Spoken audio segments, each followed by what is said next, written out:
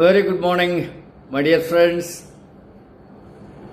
இன்னைக்கு வெல்னஸ் மெசேஜில் அதன் மூலமாக உங்களை சந்திக்கிறதுக்கு நான் ரொம்ப சந்தோஷப்படுறேன்.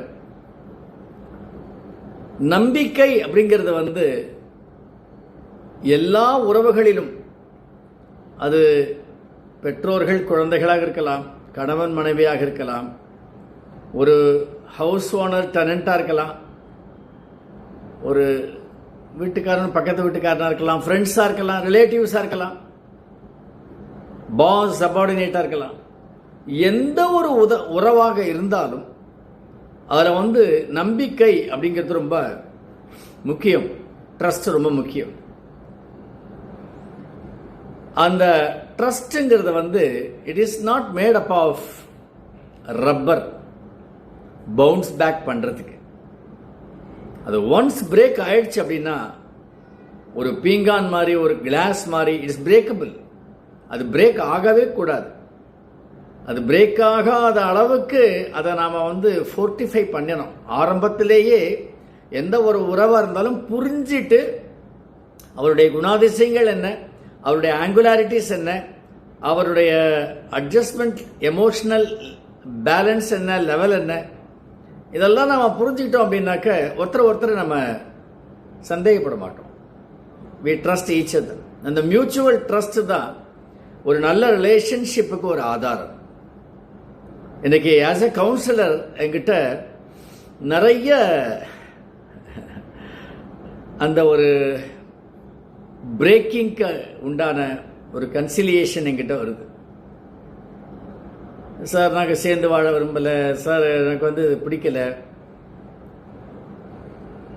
ஏன்னே தெரியல, என்னால் யாரையுமே நம்ப முடியல, எல்லாருமே ஒவ்வொரு விதத்தில் போலியாக இருக்காங்க, அப்படிலாம் என்கிட்ட சொல்லுவாங்க.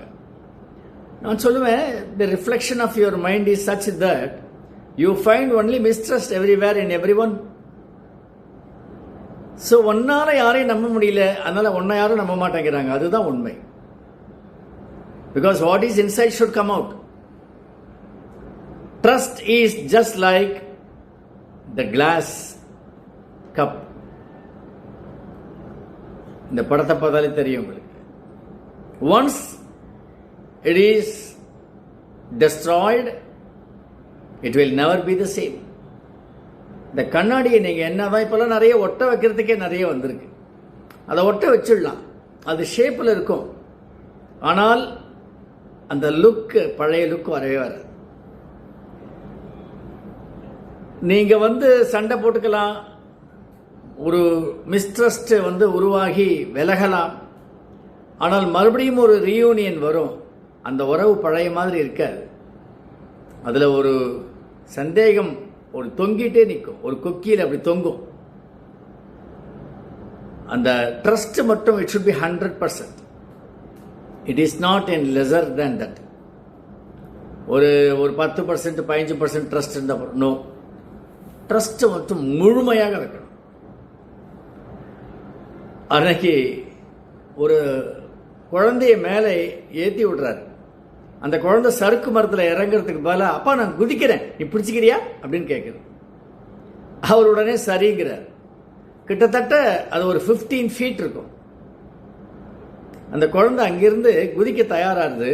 இவர் நேரம் நின்னுக்கிறார். குதி குதி அப்படிங்கிறார். சட்டக்குன்னு குதிக்கிறது. அப்பா விட்டுருவார்ன்ற ஒரு சின்ன ஒரு சந்தேகம் இருந்தால் கூட அந்த குழந்தை குதிக்குமா?